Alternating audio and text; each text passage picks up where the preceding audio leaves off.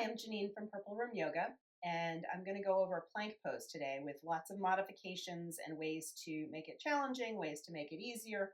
There's lots of ways to modify plank pose if you have wrist problems or just lack the strength to hold up a full plank. So I'm going to go over all of that today.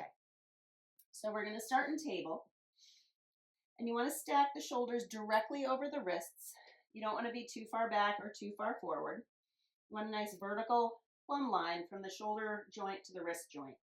Spread the fingers wide on the floor, middle fingers are parallel, and then turn the elbow creases so they spin forward. The head is in line with the spine, gazing at a spot about 4 to 6 inches in front of your fingertips. And then extend your right leg back, tucking the toes under, and feel the right glutes and the right quads engage. Stand on that foot and extend the left leg back. So you want to feel the quads working, the glutes working, the abdominals working.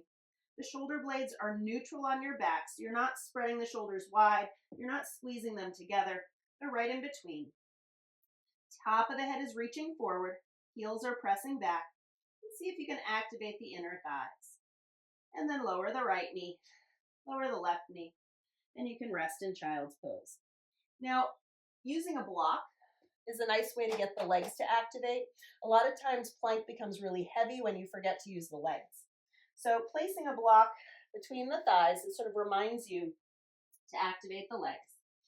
And then coming into your table, extend the left leg back, the right leg back, hanging on to that block. Now you want to make sure the hips aren't too high or too low. The hips are lower than the shoulders but higher than the feet. You want to feel the inner thighs working, the pelvic floor, the glutes, the abdominals, the quads, all sorts of things working here. And make sure you're breathing, relaxing the neck and the jaw. Head is in line with the spine. And then lower the left knee, lower the right knee. You can remove the block and sit back into child's pose. Now, if your wrists bother you in plank pose, you can always do plank pose on your forearms. Walking the legs back, tucking the toes, lifting the knees. So the thighs are pressing toward the ceiling and the hips are pressing toward the floor. And you find this nice happy medium in between. When your forearms are on the floor, you want to gaze slightly toward your thumbs, making sure you're not dropping the head. The other thing that you can do to keep the forearms parallel is to place a block between the L's of your hands, placing the block on the floor, and then making sure the elbows are right under the shoulders. And then again, you can walk the legs back and find your forearm plank version of this pose. Now, if plank pose is fine on your wrists, but you just don't have the strength yet to hold up a full plank, take half plank. So from table, walk the knees back. Try to create a straight line from the top of the head to the knees. You can have the toes tucked under, the toes relaxed, kind of whatever feels good to you. Making sure you're not hinging at the hips, but there's a nice straight line from the top of the head to the knees. And then all the same rules apply as plank pose.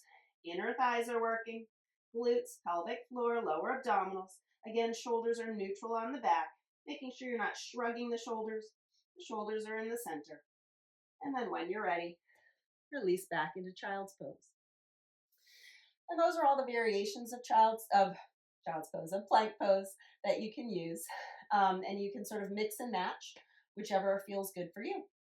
And that's plank pose. Thanks for watching.